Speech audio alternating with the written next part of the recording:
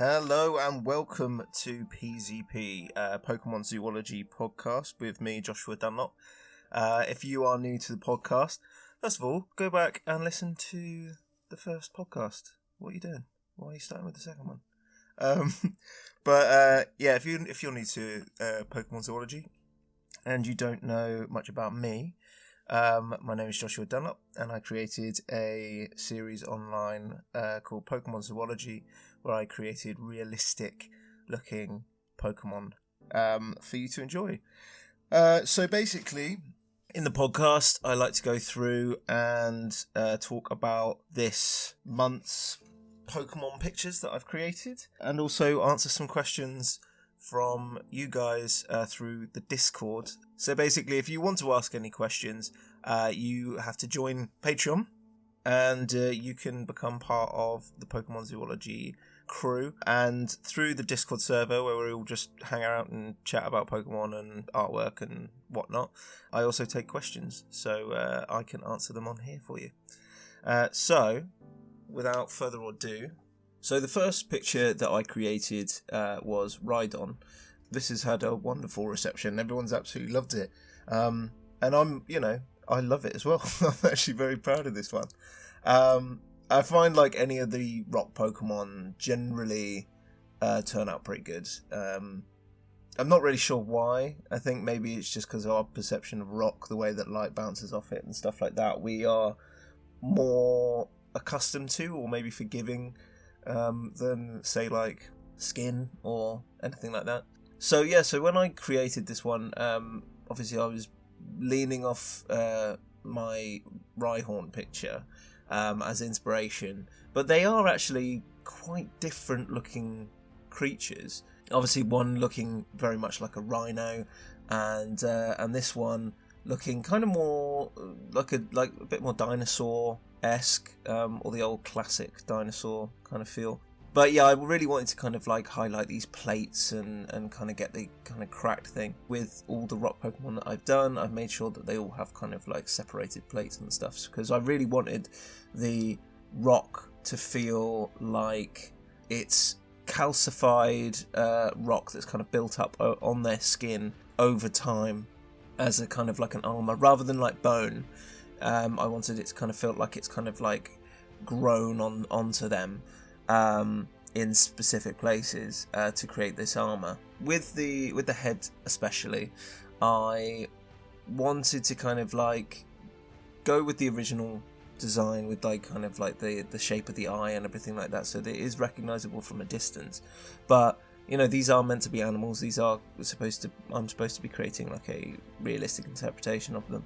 So like with my Onyx picture, I went in and created this kind of like skin, elephant rhino like skin underneath the rock. And when I posted it, a lot of people were saying like, oh, but the eye's too high, or it looks like it hasn't got an eye or anything. It's like, well, yes, I did that on purpose. That was actually something that,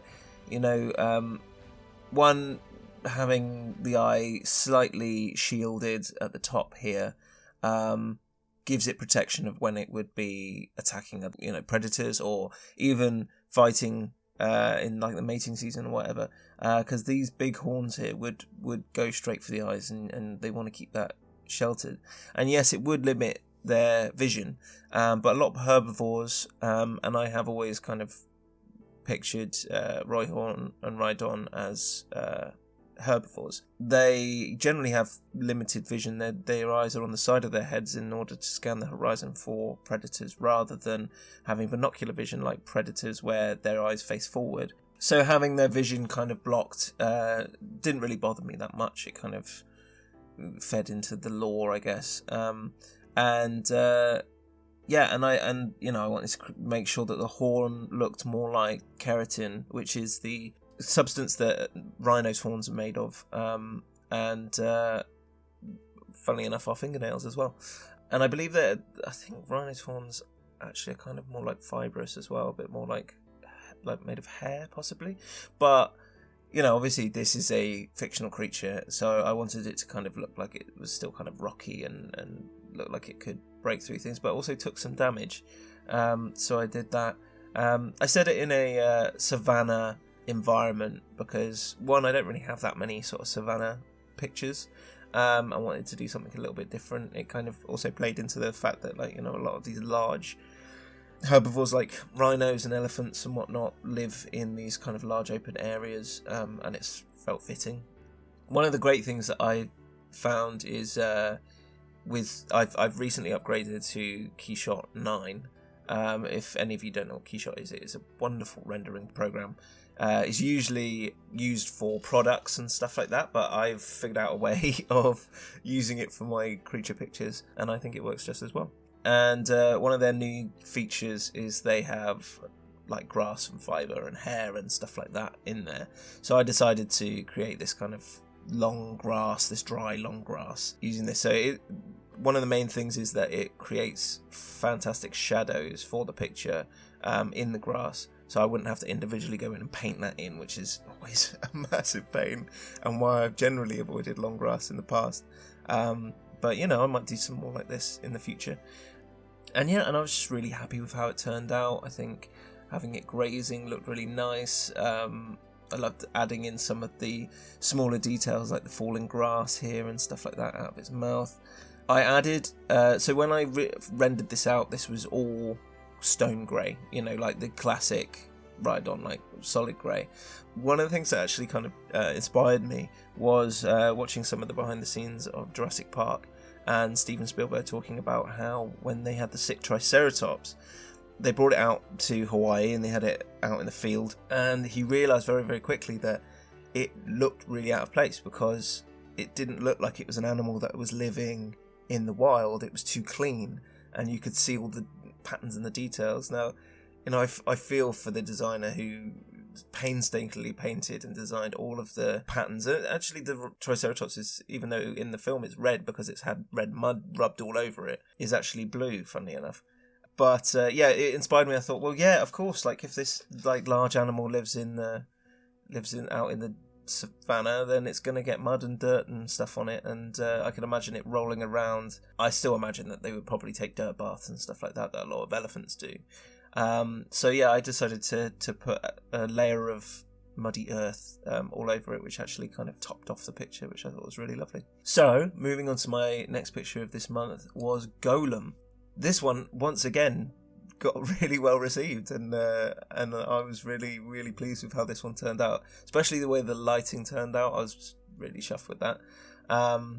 It's funny, like when I'm in the early stages, when I'm sculpting things, or even when I get into Keyshot and I'm lighting things, it doesn't quite look there yet. And obviously I do a lot of work in post in Photoshop and whatnot to kind of get them looking the way they do, but it's almost like I have to kind of trust myself. Like I have to go, look, it may not look perfect right now. Chill out. It will look great when you finished it. You did do a lot of work afterwards, so don't freak out. So yeah, I have to trust myself. And part of the Discord is that I upload, you know, pictures of works in progress, and you know, people give me feedback and whatnot, and you know, that's one of the perks of being on the Discord server, is that you get to see stuff early and you get to actually, in some respects, help shape the picture. So with this picture, I actually already had the boulder of Golem. I did a picture a while back.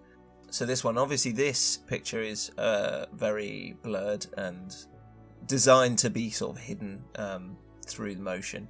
And the focus is on Rhydon, but I love the scene, and I've got this, and actually one of the things, again, as part of the Patreon, I've written a backstory, or a mini story, I guess you want to say. It was 10 chapters of a battle in like the Pokemon League between two trainers who, you know, are actually having a really quite brutal Pokemon battle.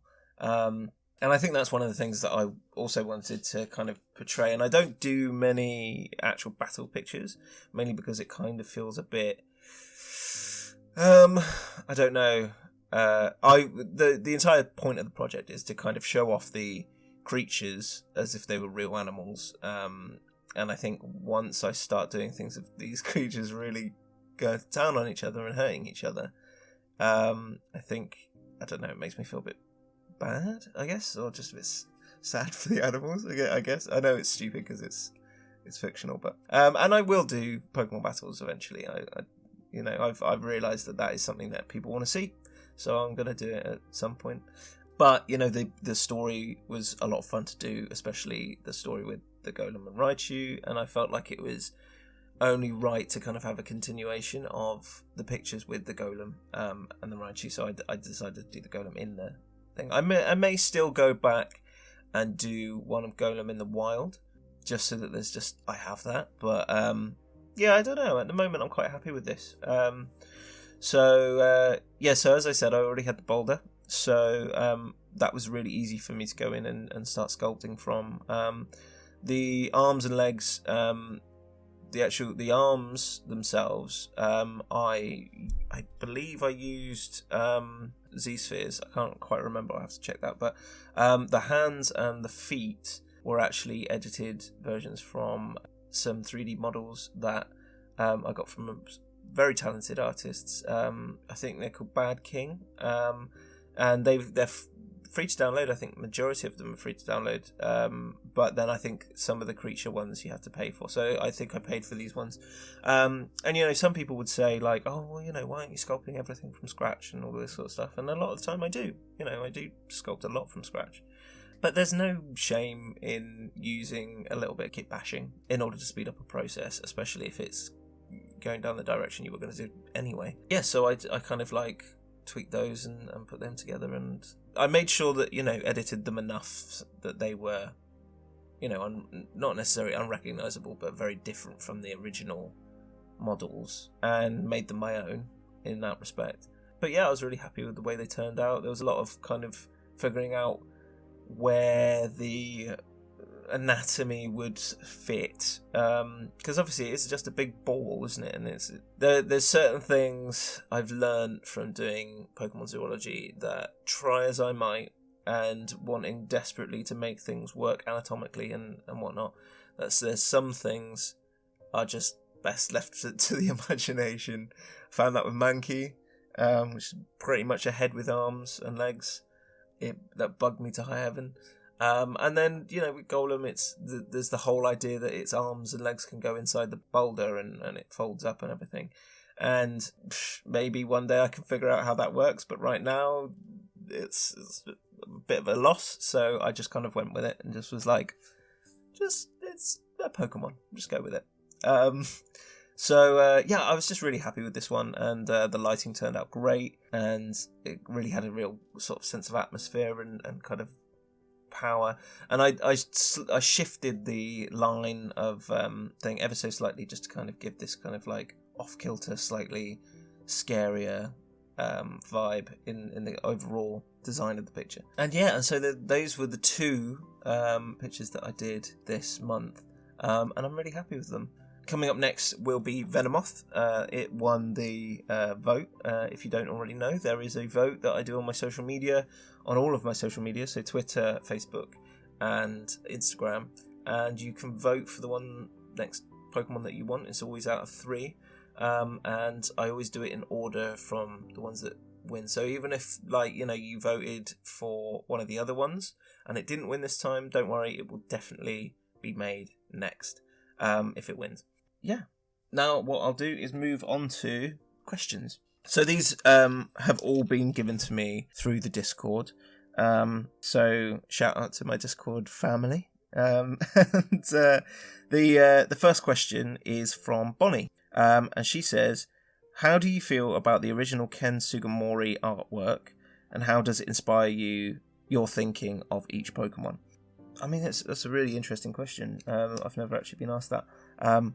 I love Ken's original designs. I know that all Pokemon have gone through a form of redesign over the years, and look ever so different. I mean, Pikachu being, the prime example of its original design, which is just like a round little ball, which looked a little bit more like a mouse than the current one, which is far more teddy bearish. And I love them, but I think one of the main things that I love about the original designs is their kind of, especially from the first 250, where they weren't over-designed, they weren't over-complicated, they weren't trying to be more than they were. They were meant to be animals or monsters with superpowers, and there were some that were exempt from that kind of thing. You're looking at like Magnemite and Voltorb, and even things with like 3 heads, like Dodrio and stuff like that. Those ones they are monsters, and they're it's originally designed for children, so you have to take it with a pinch of salt. But they were simplified, and I find that some of the later designed Pokemon have a bit more of maybe a Digimon-esque vibe, and that may be unpopular opinion, but it's just my opinion, and it's just what I feel. And this is why maybe I lean towards maybe the earlier designs more than I do the later designs. I have to admit, I'm not being a fan of many of the new ones. I had so much hope when they released the first lot of Pokemon from Sword and Shield with the starters and Corviknight and Wooloo and those ones. I was just like, oh yeah, that kind of, it's giving me that early Pokemon design. I'm really enjoying this. This is great. And then the other ones came out, and it just kind of just didn't really feel the same to me. But that's my opinion. And obviously, all franchises change and shift and move and evolve. Excuse the pun. But yeah, I love it. And Ken's work was a huge inspiration. And I remember trying to emulate that a lot when I was a kid. And my Fakemon that I do for my new region, which, by the way, thank you for all of the love and support on that. Like, I just did it as a bit of fun, and everyone was like, do more, I love these. And I was like, oh, okay. But I bring in a little bit of Ken's designs in there. Not a huge amount, but a little bit. Yeah, they've all inspired me to kind of look more towards nature and stuff when it comes to designing mine, because they have a kind of, they actually, do you know what, they almost have like one of the ancient Japanese kind of wood block painting kind of vibe, which I really like. I know that has absolutely nothing to do with my realistic versions of Pokemon, but it's still got a lovely vibe to it. I may not have answered your question, Bonnie, but that's rambling, of course. So then we have another question from Elvis Ditto, and they say, what is your favourite gen, and what game do you consider the best and why? I think I kind of almost answered it in the last question. My favourite gen probably has to be Gen 1, closely followed by Gen 2, because I love them both so much. And don't get me wrong, that doesn't mean that I don't like the other gens. They've all got beautiful gem Pokemon that are scattered around across all of them. But if I had to kind of say ones that were kind of like, well, my childhood, it's first gen and second gen, but first gen still always holds a place in my heart. And what game do I consider the best and why? Now, that's a more tricky question, because I think there's some fantastic games. Obviously, there's the early games that I loved as a kid, but going back to them as an adult, I can see the flaws, and I feel like they can be better things. I mean, arguably, I think possibly one of the best games was Heart Gold and Soul Silver, the reimagining of the second gen Pokemon, Gold and Silver. Just because I felt the story was really good, there wasn't a huge amount of hand holding. You got to really explore, you got to properly explore, which was great. And obviously a lot of Pokemon games do have a linear element to them. You still have to follow a path.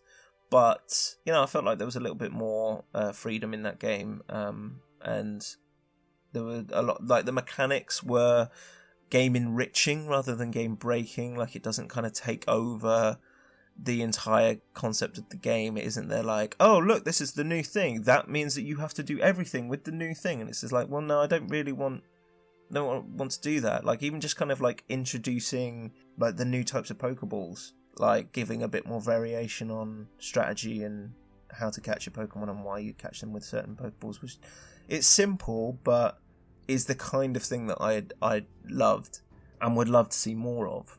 just a bit more sort of world building rather than a new gimmick. But yeah, those are probably my favourites. I mean, I played all the other ones. I think they're fantastic, but and have their own perks. I hold up my hands. I haven't played Sword and Shield yet because I don't actually have a console to play it on. But yeah, it's not really appealing to me right now. Just because I'm not a big fan of this whole Dynamaxing, Gigamaxing kind of thing. Yeah, I'll probably get around to playing it at some point. And this is the last question, because I'm probably overrunning on time. And this is from Secret Lawyer Man. And they say, what is your favourite legendary? Again, a tricky one, because there are some really good legendaries. I do kind of feel now, just to kind of cover an overall thing of legendaries, it used to feel like legendaries were really special and that they were really hard to get and all this kinds of stuff. And I felt like with every gen, they've added more and more and more legendaries. It's kind of got to that point where it's kind of like they just don't really feel special anymore, or hard to get. I've always felt like I would love it, and mainly it's because they try and feed them into the overall storyline of the game now. So it's kind of like, you will like straight up get this Pokemon, like that's what's going to happen. But what I'd like to see in the games is to have it that the legendaries are available to capture, but they are really difficult side quests. Like, you have to go through some real grueling stuff to actually get them. And when you get them, it's a real sense of accomplishment. And it's like, and they're not just being handed out as competition prizes and stuff like that, especially when there's a competition like every 2 months or something like that. I want them to be difficult. I want them to be hard. I want them to feel like there's a reward, so that, you know, when you're playing with your friends and you've got them in your team, people are like, wow, you've got that. That's amazing. Not, yeah, everyone's got that. Everyone's got like 100 of those. So going back to the actual question, what's my favourite? I think, and this is super, super cliche, and I get it, and I know people are going, oh god, of course, it's Mewtwo. And the reason why, let me justify this, is because it's got probably one of the richest and interesting backstories to it. There's obviously there's a whole first movie about it, but there's a kind of just like a real connection to it, like a real kind of mythos to it, you know, like something that's like if they could make an entire live action movie just based on that if they wanted to. But you know, that's for me, that's why it's my favorite. And I feel like when I was doing the artwork for Mewtwo, I love the kind of like dark, gritty elements to it. And I'm gonna love doing the other legendaries when they come round. I say that they're birds, and I hate doing birds because feathers are hard. But you know, I still have some visuals in my head that I think are going to be really beautiful. Hopefully, anyway. Yeah. So Mewtwo is my favourite. I'm sure there's going to be other legendaries that will come out in the future that I will love just as much. But for now, it's Mewtwo. So yeah, that's pretty much the podcast this month. So thank you so much, like all of you, for taking the time to listen to this. The support I get from you guys is amazing. I'm going to do a little shameless plugging now, as I have to. So I've got a sale on at the moment on my Etsy store, 25% off. So if you want to get anything for late Christmas presents or some birthday presents or something like that, now is the time. It's running until the 16th, and if you are a Patreon member, every month you get 20% off my Etsy anyway, so you know, that's something to think about. And then also after that, I have got some brand new prints coming out that I will upload onto my Etsy store. They have come in, but I'm waiting until after the sale to put them up. They're slightly different to my other ones, and I think it's not a bad thing at all, actually. They're better quality. But I've moved to a new printing company, and they do better quality prints than my last one. You know, so they are a bit different. If you've bought any in the past, don't be shocked and appalled when they come and they have a glossy finish and they are a thicker paper. But you know, they are of all the new ones. So we've got Alakazam, both Alakazam pictures. We've got the Halloween special. We've got Starmie, got loads of them. Like there's literally about 10, 12 new pictures that are coming out that you can buy. So that's exciting stuff. As always, do check out my Patreon, and every little helps. And of course, I just want to do a quick shout out to all of my Pokemon zoologists on Patreon. We have Jamie Dunbar, Eren Cris Sol, Exitus, Bonnie Duritsky, Nikki Wolf, Bo Garber, Sam Simmons, Tate Henvey, and Bridget D Laurent. Honestly, guys, thank you so much for all of your support. It really means the world to me. If you do want to get any of these awesome extras, so there's going to be, you can be part of the Discord server, you get time-lapse videos, you get discounts, you get loads of stuff. I recommend going on there and having a good look through all the perks that you can get. I probably will do a little bit of a tweak at some point, because this was all a trial basis, just seeing how people enjoyed it and liked it. So I may condense some stuff, so actually you get more for your money, but we'll see how it goes. So yeah, thank you so much for listening. I hope you guys enjoy my work and you'll keep up to date with all my stuff. And yeah, thank you very much, and I'll see you next month.